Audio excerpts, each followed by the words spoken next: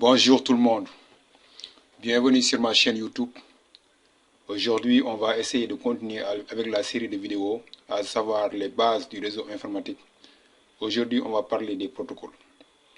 Ce sujet aussi est un sujet très capital pour la compréhension du fonctionnement des réseaux informatiques.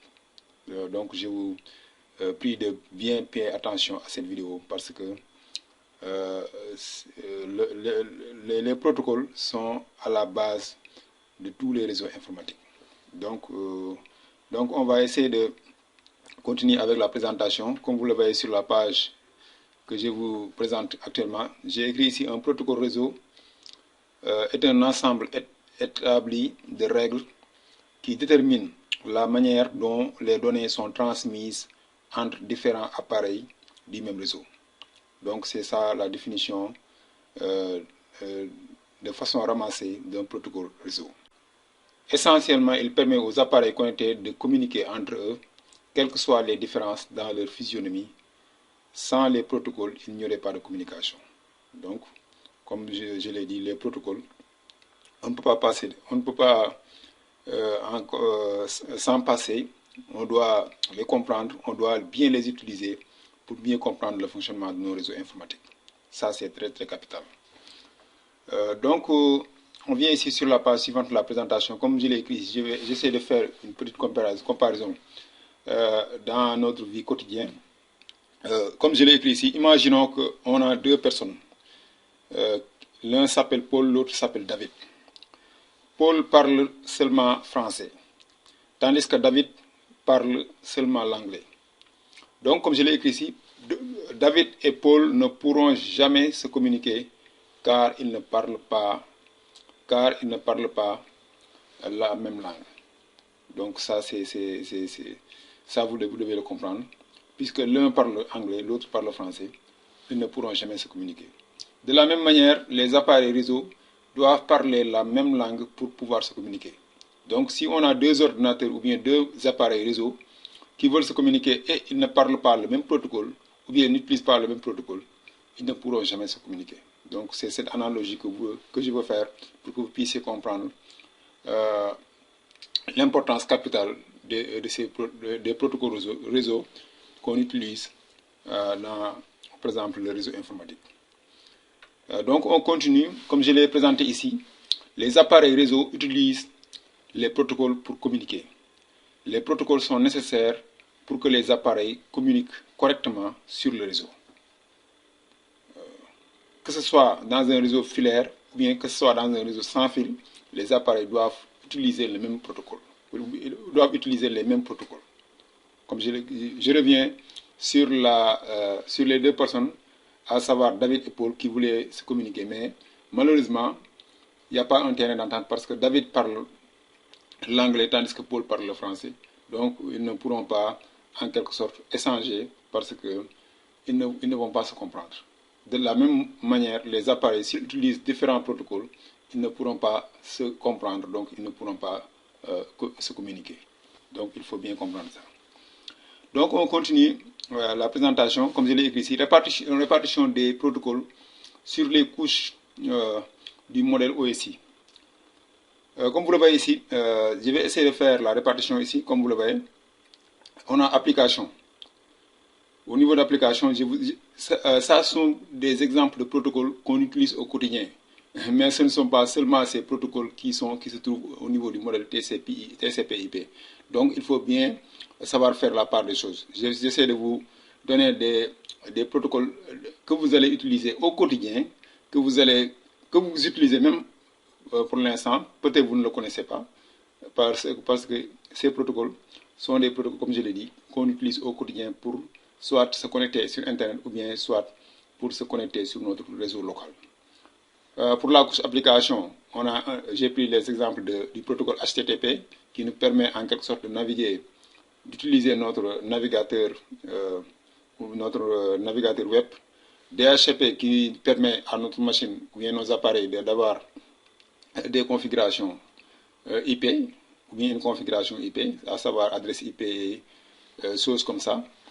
DNS, c'est une application aussi qui nous permet de résoudre les noms de domaine. Cela veut dire, par exemple, si je tape youtube.com m'amène quelque chose sur l'écran, c'est pas youtube.com qui est venu, mais c'est l'adresse IP de youtube.com, à savoir, par exemple, la machine qui, en quelque sorte, héberge le site de youtube.com, qui nous a, en quelque sorte, donné les informations via son adresse IP. Mais c'est DNS, cette application qui permet de faire ça. On a FTP, File Transfer Protocol. C'est un protocole qui nous permet de transférer des fichiers entre nos appareils dans un réseau. SSH, ça permet de prendre en contrôle, par exemple, à distance d'un appareil réseau. SMTP, ça aussi, c'est un protocole fondamental qui nous permet d'échanger des emails. Par exemple, les emails qu'on échange au quotidien sur Internet. Par exemple, vous envoyez un email à un ami ou quelque chose comme ça, vous utilisez le protocole SMTP sans le connaître. On a le protocole SSL, qui est un protocole de sécurité qui permet en quelque sorte de chiffrer nos données pour avoir une communication mieux sécurisée. Donc, au niveau de la couche application, ce sont ces exemples de protocoles que je vous donne. Comme je vous l'ai dit, vous allez les utiliser au quotidien.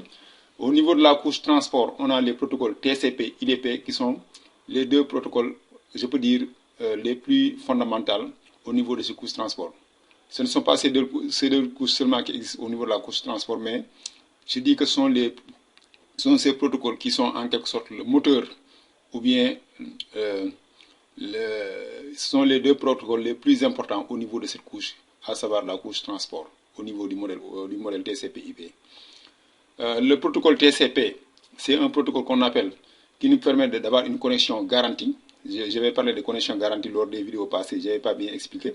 Par exemple, avec TCP, si deux machines communiquent en utilisant le protocole TCP, cela veut dire que les messages qu'elles vont échanger seront garantis. Par exemple, si j'envoie un email en utilisant le protocole SMTP, je vais utiliser le protocole TCP parce que je veux avoir une garantie que le destinateur va en quelque sorte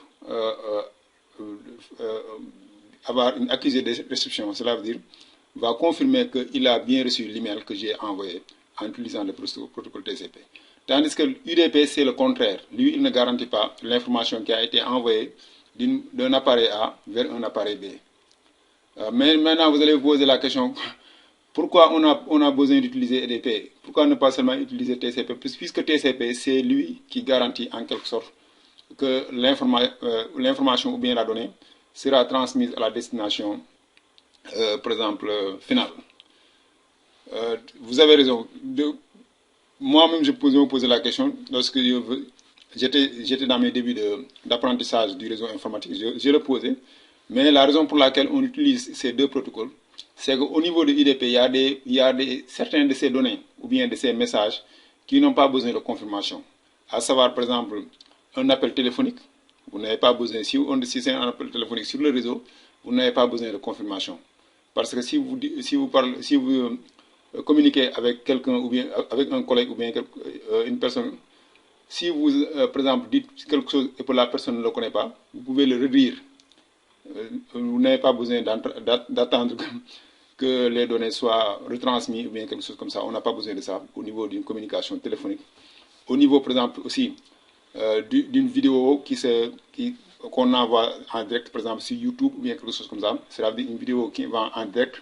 On n'a pas besoin aussi d'utiliser TCP parce que les données sont transmises de façon directe. Donc, si quelque chose... si quelques données ne sont pas arrivées à la destination, ce n'est pas un problème. On renvoie seulement, par exemple, si c'est en vidéo, on retransmet ce qui n'a pas été aperçu par les spectateurs ou bien quelque chose comme ça. Donc, c'est pour ces raisons qu'on a ces deux protocoles, à savoir TCP et UDP.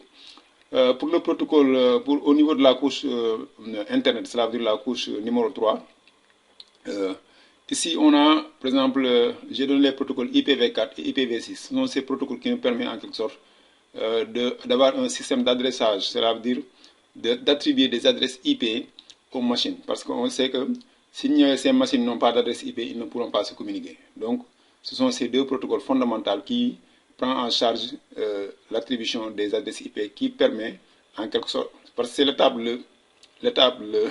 le plus crucial avec un appareil réseau, parce que si l'appareil n'a pas d'adresse IP, il ne pourra pas se communiquer.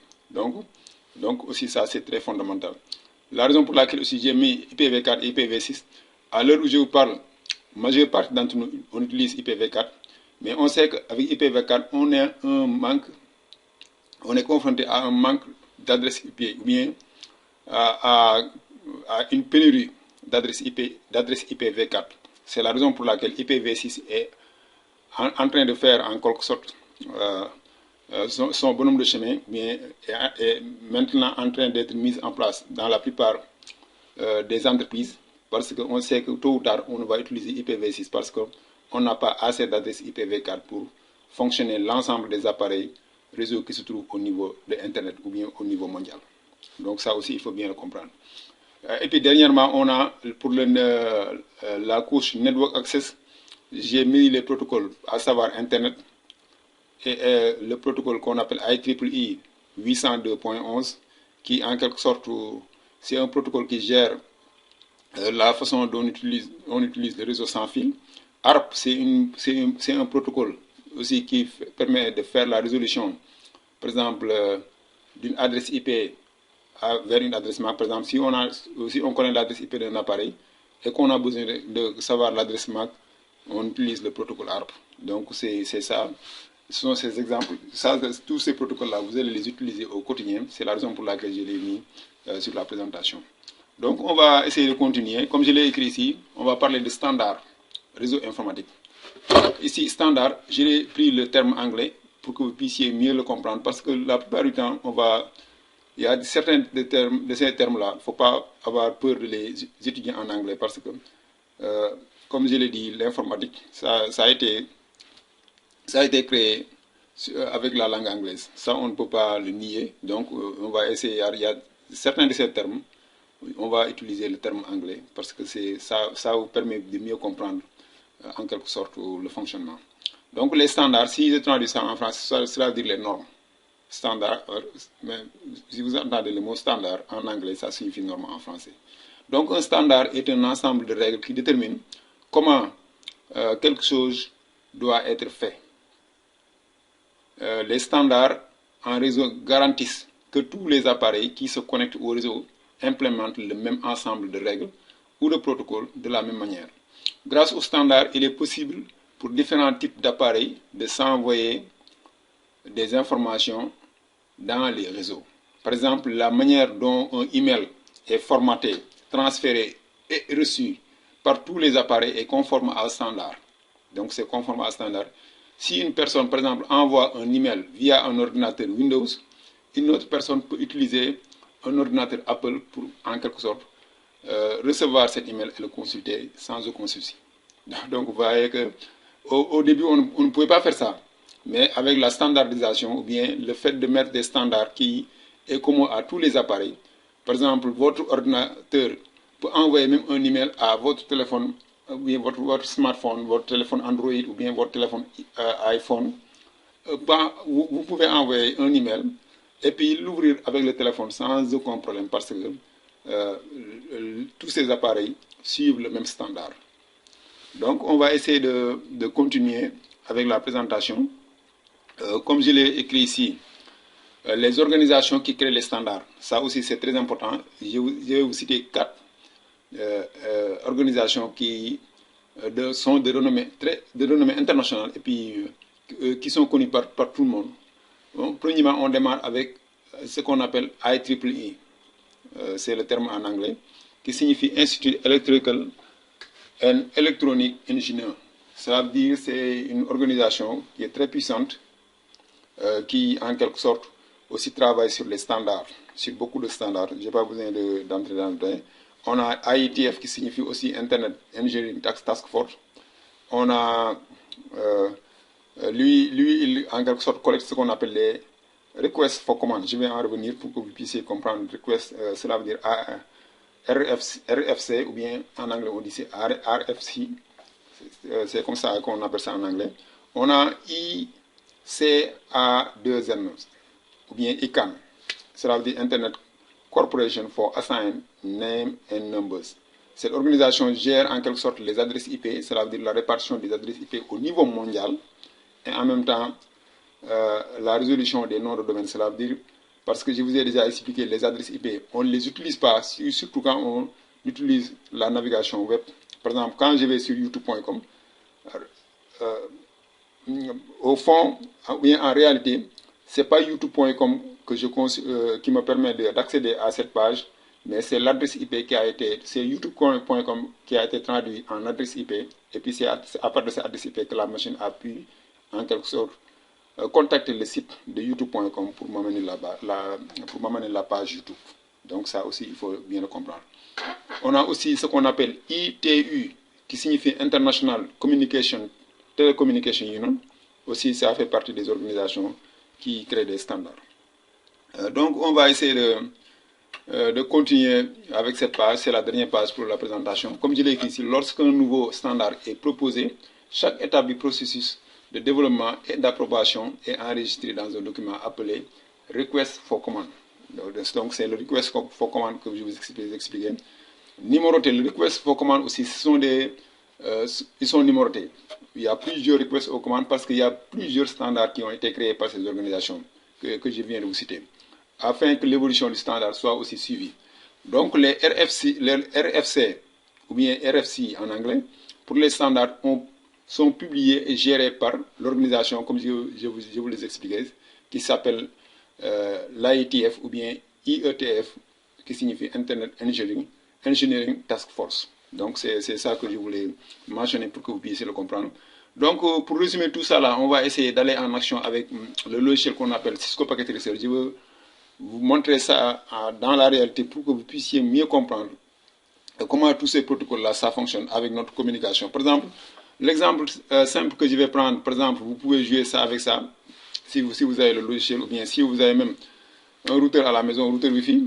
Mais en ce moment-là, il faudra avoir un logiciel de capture comme Wireshark pour les gens qui le connaissent. Ceux qui ne le connaissent pas, je vous conseille d'aller avec le logiciel parce que le logiciel Packet Tracer là, c'est à la portée de tout le monde. Tout le monde peut. J'ai déjà même fait une vidéo pour montrer comment télécharger ce logiciel à partir du site cisco.com.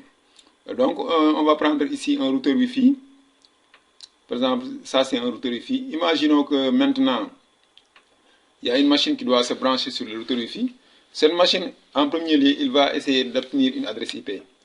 L'obtention de l'adresse IP, il va utiliser le protocole que je viens de citer parmi les protocoles qu'on appelle le protocole DHCP.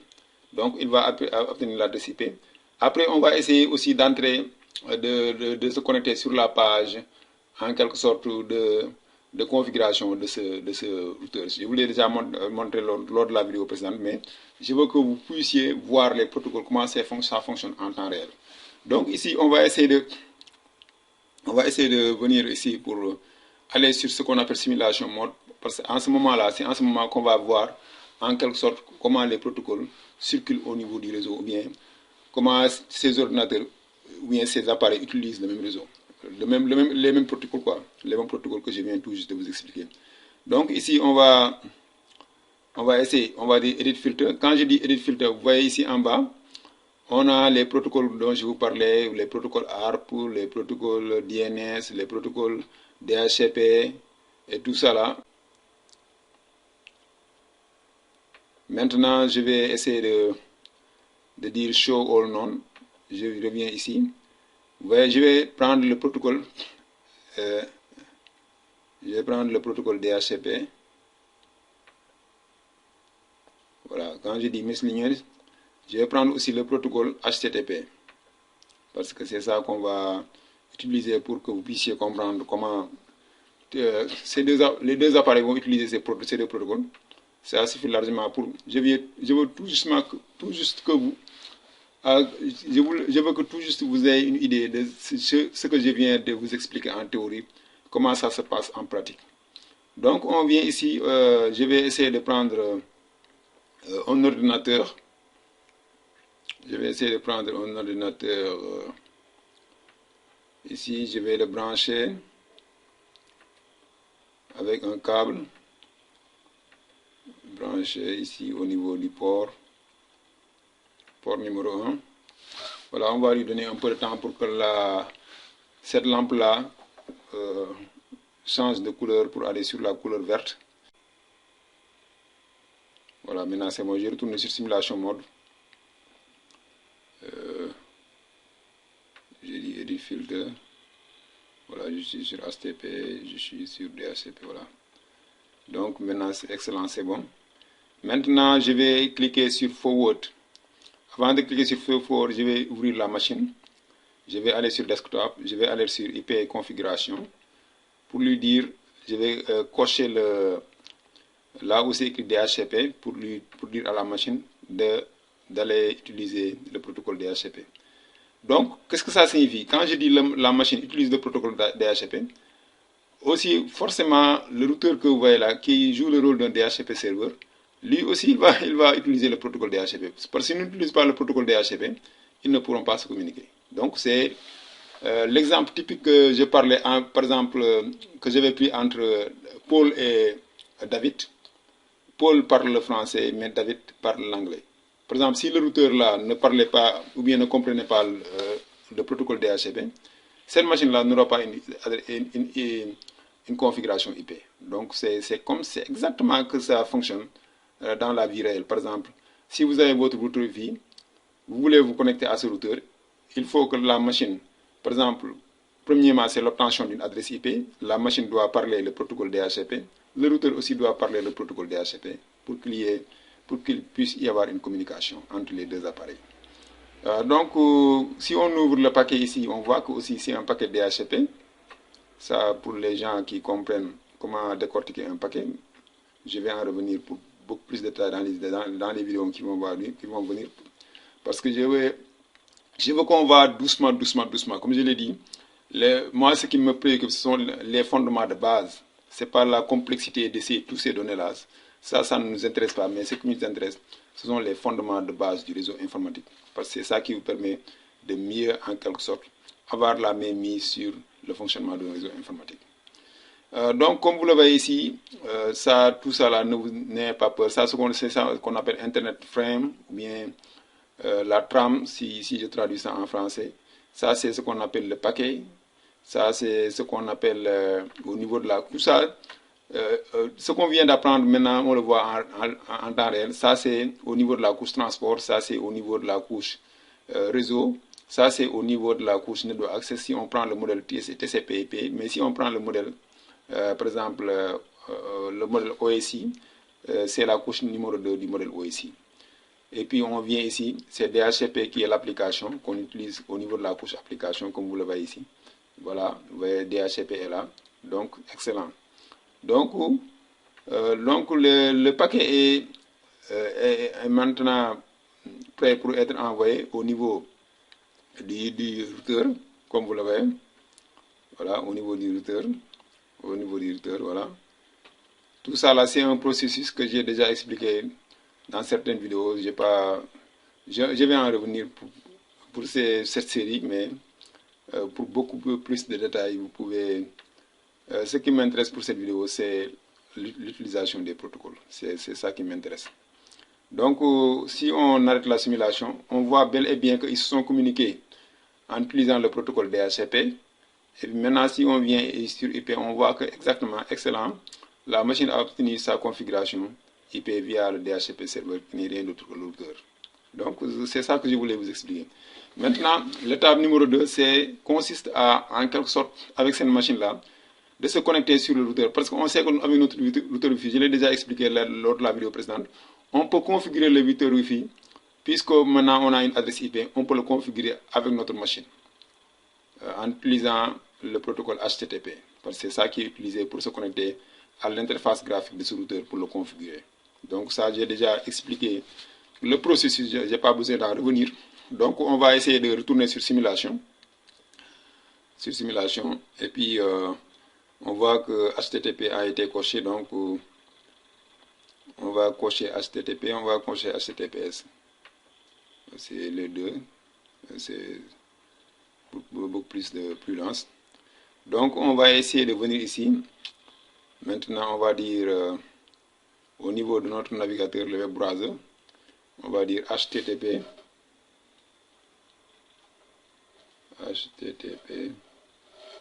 On met 2 points. On met 2 barres obliques. Et puis on met l'adresse IP 192. L'adresse IP du routeur c'est 192.168.0.1. Et puis on va cliquer sur Go. Voilà, quand on clique sur Go, on va essayer de... Vous voyez que le paquet HTTP excellent a été préfabriqué par le... Mais il va dire aussi, lui aussi il parle HTTP, mais le routeur aussi doit parler HTTP pour qu'il puisse y avoir communication. C'est comme l'exemple de DHCP qu'on vient de voir tout à l'heure, c'est la même chose. Il n'y a pas de différence. Donc, ici, on voit que le protocole, on a le protocole HTTP, excellent, comme je viens de vous l'expliquer. Ça, c'est HTTP au niveau de la couche application. Ça, c'est le protocole TCP qui est utilisé parce qu'on a besoin d'une confirmation, comme je l'ai expliqué. Avec ce genre de connexion-là, on n'a pas besoin du UDP parce que l'UDP ne nous donne pas confirmation. Mais avec TCP, il y aura confirmation pour savoir que si les données ont été bien reçues par l'appareil de destination. Donc ça, je voulais vous expliquer ça. Ça, c'est au niveau de la couche du network, avec les adresses IP et tout ça là. Donc, grosso modo, c'est ça que je veux me focaliser.